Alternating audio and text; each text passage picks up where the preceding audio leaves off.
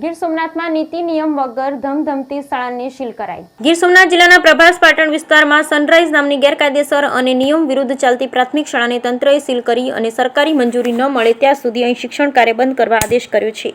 વિગતે જો વાત કરીએ તો શિક્ષણનું સત્ર શરૂ થતાની સાથે જ રાજ્યભરમાં ની જેમ ગીર સોમનાથ જિલ્લા શિક્ષણ વિભાગ પણ સતર્ક બન્યું છે। ત્યારે પ્રભાસ પાટણમાં સનરાઈઝ નામની એક શાળાનું નિયમોનું ઉલ્લંઘન કરતી કાર્યરત હતી, જેમાં સ્થળની મંજૂરી વગર તેમજ શાળાના ઉપરના ભાગે કન્સ્ટ્રક્શન કામગીરી ચાલુ હોય, આસપાસમાં ગંદી ગટરો હોય જેવા વિવિધ કારણોસર શિક્ષણ વિભાગે આ શાળાને સીલ કરી છે। સાથે તેમાં અભ્યાસ કરતા ધોરણ 1 થી 5ના બાળકોને શિક્ષણ કાર્ય ન બગડે તેવા હેતુથી નજીકની શાળાઓમાં પ્રવેશ આપવા પણ વ્યવસ્થા કરી છે। ગેરકાયદે ચાલતી શાળાને સીલ કરતા શિક્ષણ તંત્રમાં પણ સોપો પડી ગયો છે।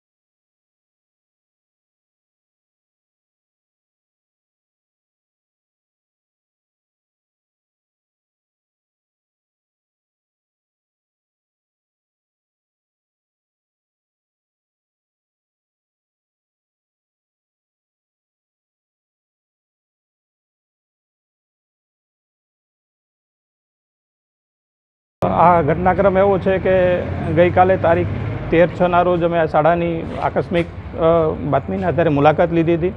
આ શાળા કોઈપણ પ્રકારની આ સ્થળની મંજૂરી ધરાવતી નથી હાલ અને અનધિકૃત રીતે ચાલે છે। બીજું, શાળાનું જે બાંધકામ છે એ ઇન પ્રોસેસ છે કે ઉપરના માળનું બાંધકામ હજી BU સર્ટિફિકેટ આવેલ નથી।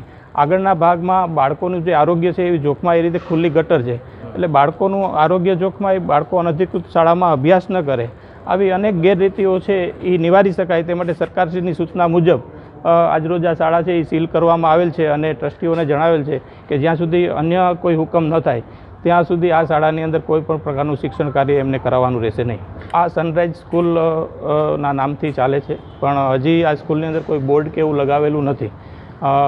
એમના જે ટ્રસ્ટીઓ છે એમને સનરાઈઝ સ્કૂલ તરીકેની ઓળખ આપેલી છે અને બાળકો છે એ નાના ધોરણના 1 થી 5ના બાળકો આજે જ્યારે મારી મુલાકાત થઈ ત્યારે મને જોવા મળેલા છે અને એ બાળકોના વાલીઓને પણ અમે નજીકની જે શાળાઓ છે સરકારી પ્રાથમિક શાળાઓ એમાં શિફ્ટની જે કામગીરી છે એ સત્વરે આજે જ થઈ જશે કે જેથી બાળકોનું શિક્ષણ છે એ એના ઉપર કોઈ વિપરીત અસર ન થાય।